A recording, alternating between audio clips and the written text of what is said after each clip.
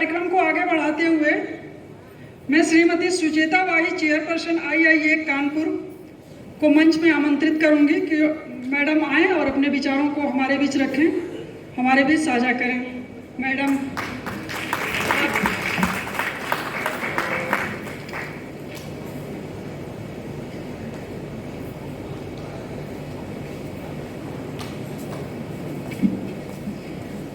नमस्कार।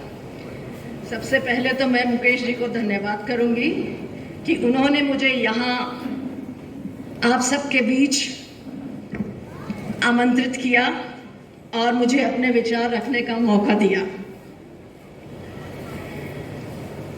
मंचासीन मातृशक्ति और यहाँ उपस्थित सभी भाई बहनों को मेरा अभिनंदन। मैं अपने विचारों को रखने की चेष्टा यहाँ करना जरूर चाहूंगी और उससे पहले यह भी बताऊंगी कि मैं एक अच्छी वक्ता नहीं हूं। कोई त्रुटि हो जाए तो मुझे क्षमा कर दीजिएगा। हम सभी जानते हैं कि महिलाएं आज हर क्षेत्र में पुरुषों के साथ कंधे से कंधा बढ़ाकर चल रही हैं, आगे बढ़ रही हैं। और मैं आपको यह भी बता दूं, महिलाएं वो कर सकती हैं जो पुरुष नहीं कर सकते। महिला हर असंभव को संभव कर देती है। ये भले ही हो कि वो दुर्बल है, शारीरिक तौर पर दुर्बल है, पर फिर भी वो दुर्बल नहीं है। वक्त आने पर वो चंडी का रूप भी धारण कर लेती है। प्राकृतिक गुणों से वो वशीभूत है और जो हुनर उसके पास है वो पुरुषों के पास नहीं है। जो सहनशीलता उसके पास है वो पुरुषों के पास नहीं है। और जो साहस उसके पास है वो भी पुरुषों के पास नहीं है। मैं क्षमा चाहूंगी। और यही वजह है कि महिलाओं की सूझबूझ जो है वो पुरुषों से ज्यादा श्रेष्ठ है। मैं फिर क्षमा चाहूंगी।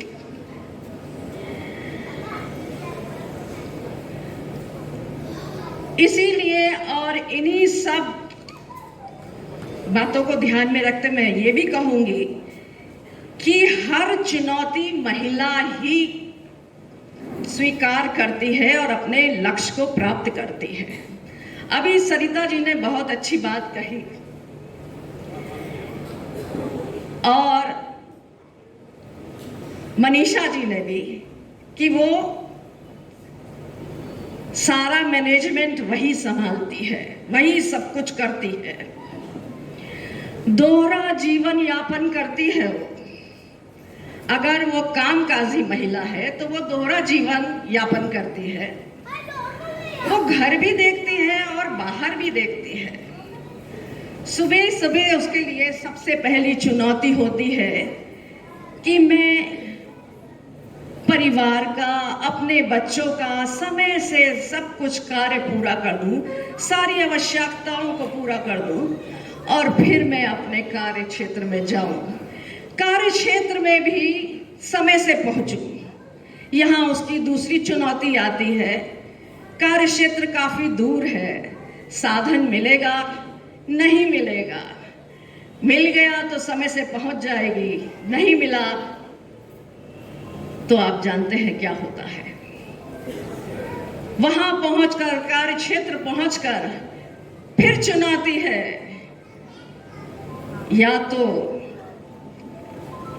उसके साथ मानसिक शोषण हो जाता है, कभी कभी शारीरिक शोषण हो जाता है।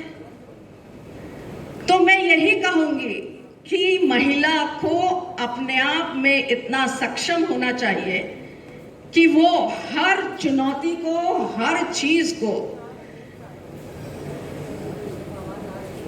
एक अच्छे रूप से और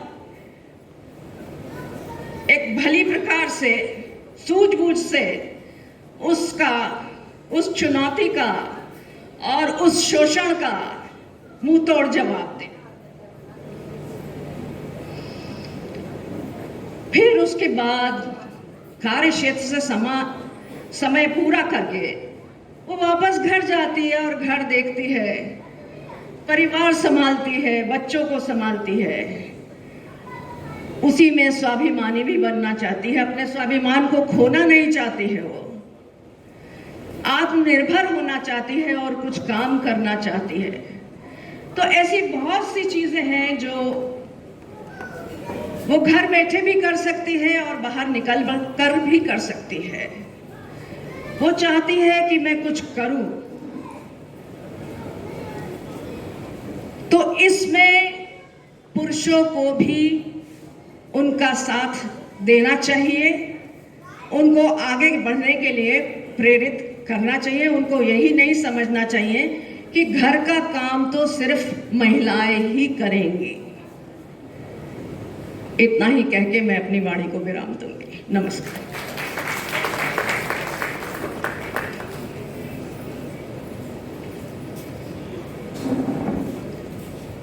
को आगे बढ़ाते हुए मैं अब श्रीमती दीपाली सिंह जी से आग्रह करूंगी कि मैडम मंच पे आए और अपने विचारों को साझा करें हमारे बीच। श्रीमती दीपाली सिंह जी, जोरदार तालियों से मैडम का स्वागत करें आप।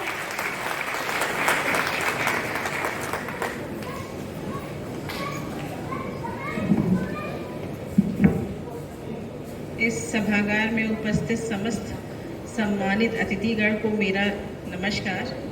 साथ में भारतीय प्रतिरक्षा मजदूर संघ के मुकेश जी को मैं स्पेशल धन्यवाद देना चाहती हूँ, और हमारे बार के जो महामंत्री हमारे भाई आदित्य जी हैं, इन्होंने ही काफ़ी मुझे प्रेरित किया कि नहीं मैम आप वहाँ चलिए और आपको बहुत अच्छा लगेगा।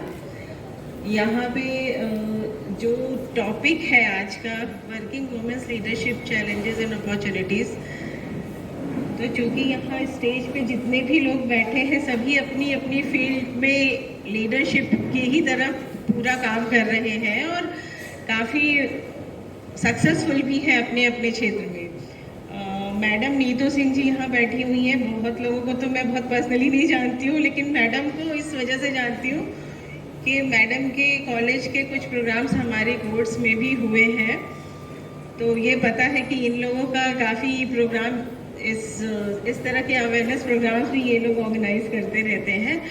और मैं आपसे मुकेश जी से मैं ये कहना चाहूँगी और मैडम ज्योति त्रिवेदी जी से कि आप अपने ऑर्डिनेंस फैक्ट्री में यहाँ इस अरमापुर स्टेट में हमारे DLSA की तरफ से जो अवेयरनेस प्रोग्राम्स लगते हैं उसे ज़रूर यहाँ पे लगवाएं, प्रोग्राम्स कैंप्स करवाएं, जो काफ़ी वुमेन्स रिलेटेड इश्यूज जो होते हैं उस पर काफ़ी स्पीकर्स आते हैं और वो प्रोग्राम्स ऑर्गेनाइज करते हैं।